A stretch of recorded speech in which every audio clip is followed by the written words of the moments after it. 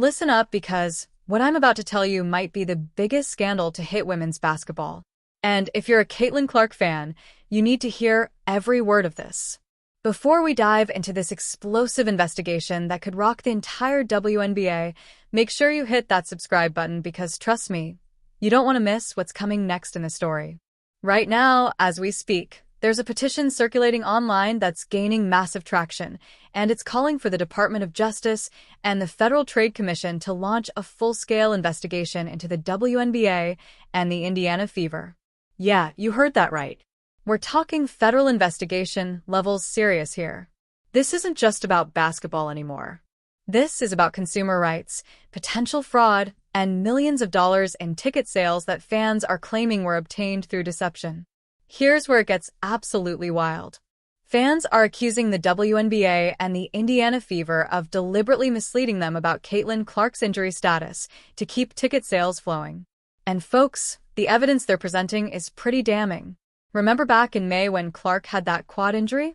The team kept her status as questionable for weeks, dangling hope in front of fans who had already bought tickets, traveled across the country, and booked hotels. Some families drove 9 hours from Minnesota. Others flew in from Colorado, all believing they might see Clark play because the team refused to definitively rule her out. But wait, it gets worse. According to the petition that's now making waves across social media, this wasn't just poor communication. This was a calculated strategy. The document states, and I quote, "The WNBA and Indiana Fever have repeatedly engaged in what seems to be a strategic ploy to drive ticket sales and merchandise sales by suggesting that Caitlin Clark's return was on the horizon." Think about that for a second. We're talking about a potential coordinated effort to deceive paying customers. Let me break down what happened because the timeline here is crucial. On August 7th, something happened to Caitlin Clark. Sources close to the situation knew she wasn't coming back anytime soon. But then on August 12th, just 5 days later, Stephanie White, the Fever's head coach, goes on ESPN and tells the world that Clark is on her way back to practice and getting ready for a return. Now, here's the kicker.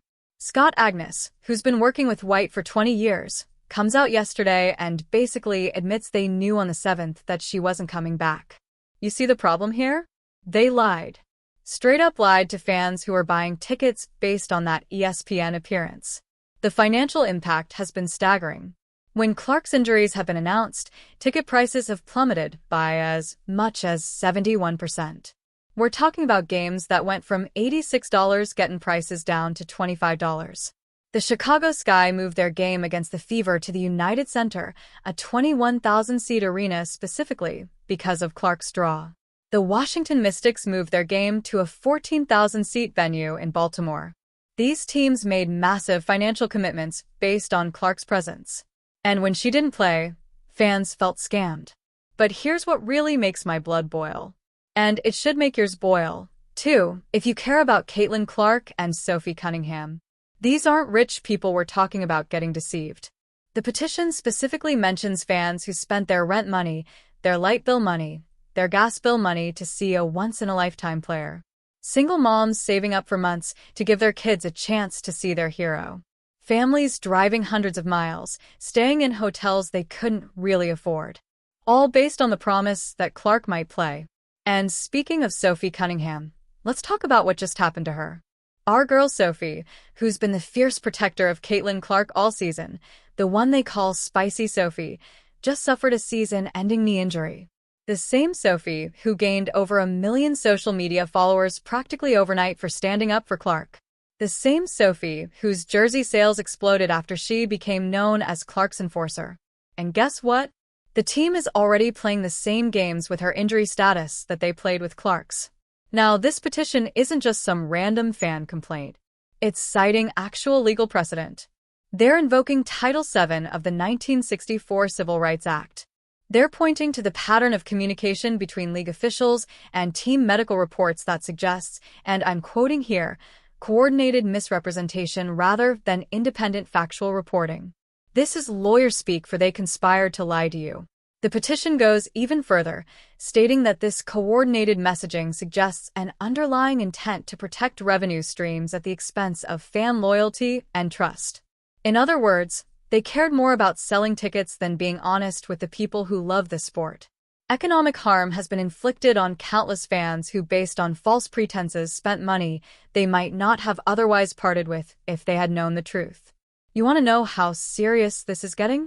Stephen A. Smith, one of the biggest voices in sports media, came out and said the government actually has a case here. He warned the WNBA, saying, and I'm paraphrasing, if the Trump administration can settle with Columbia University for $221 million over civil rights violations, you don't think they'll come after the WNBA for this?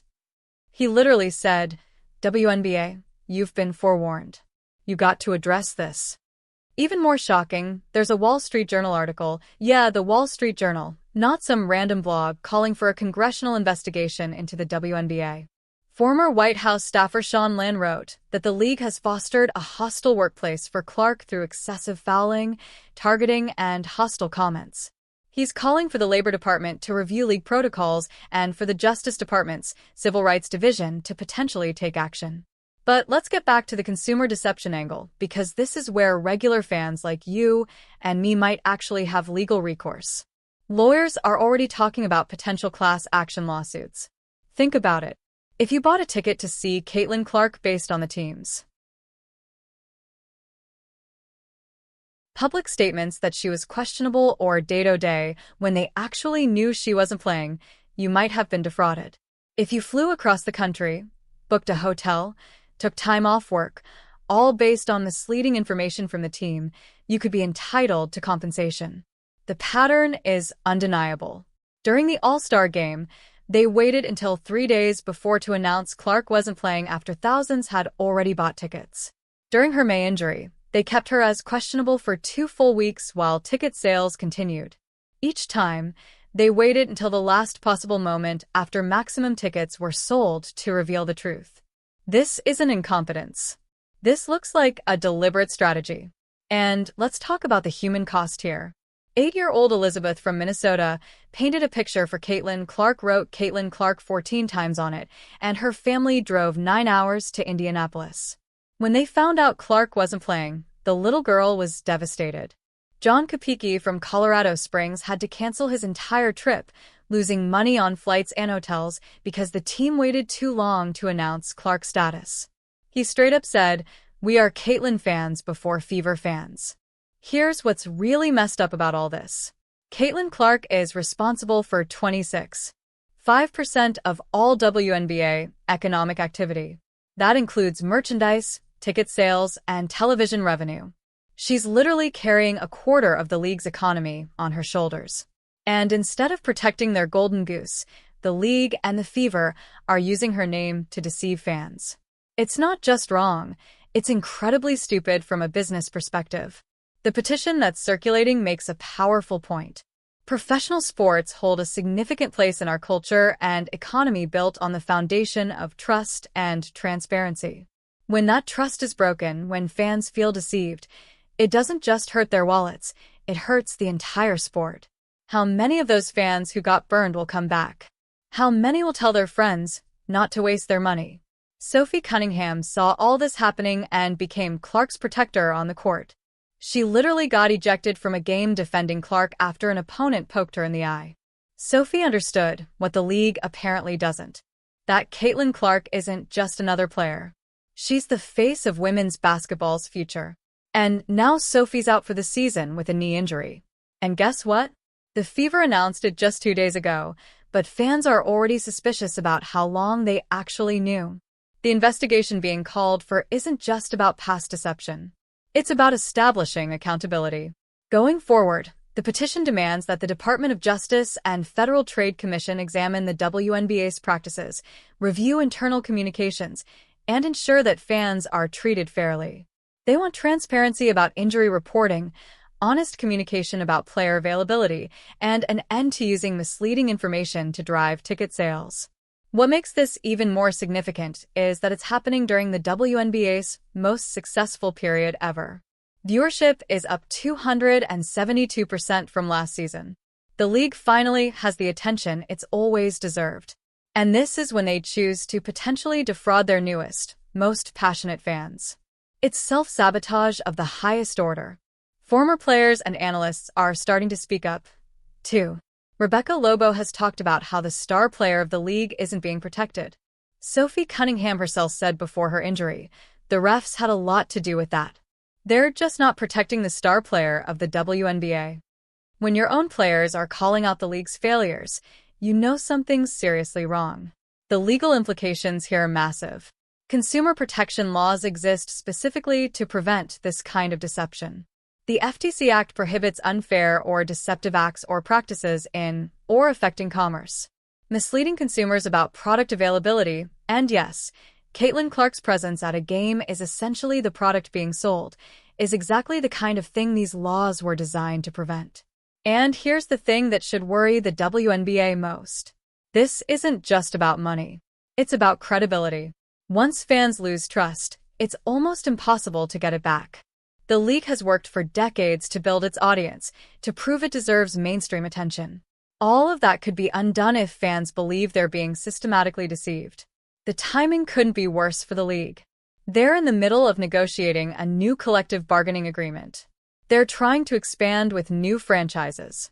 They're pushing for better media deals. How do you think potential partners will react when they hear the league might be under federal investigation for consumer fraud? This petition, which anyone can sign online right now, isn't asking for anything unreasonable. It's demanding basic honesty. Tell fans the truth about player injuries. Don't use misleading information to sell tickets. Treat the people who support your sport with respect. These shouldn't be controversial requests, but apparently in the WNBA right now, they are. What's particularly frustrating is that none of this was necessary. Caitlin Clark and Sophie Cunningham are exciting enough players that fans would come to see them when they're healthy. The Fever don't need to trick people into buying tickets. But by engaging in these deceptive practices, they're not just hurting fans. They're hurting Clark and Cunningham's reputations, too. These players don't want their names associated with fraud. As this story continues to develop, more evidence keeps emerging. Internal sources are starting to leak information about what really happened behind closed doors. There are whispers about emails and text messages that could prove the deception was intentional. If those communications become public, either through the investigation or through lawsuits, it could be game over for some executives. The bottom line is this. Fans deserve better. Caitlin Clark deserves better. Sophie Cunningham deserves better. The WNBA has an incredible opportunity right now to become a major force in professional sports. But that opportunity will be squandered if they continue to treat their fans like walking ATM machines instead of valued customers.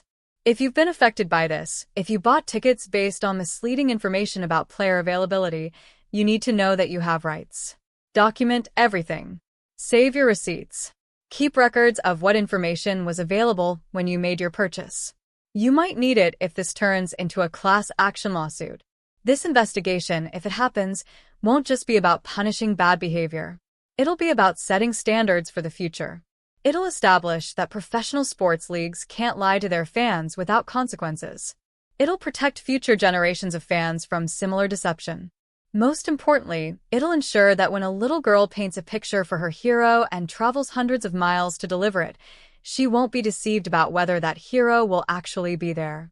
Make sure you're subscribed and have notifications on because this story is far from over. When the DOJ or FTC makes their decision about this investigation, when more evidence comes to light, when the league finally responds to these accusations, you'll want to be among the first to know. This could be the scandal that changes professional sports forever. And you're witnessing it happen in real time.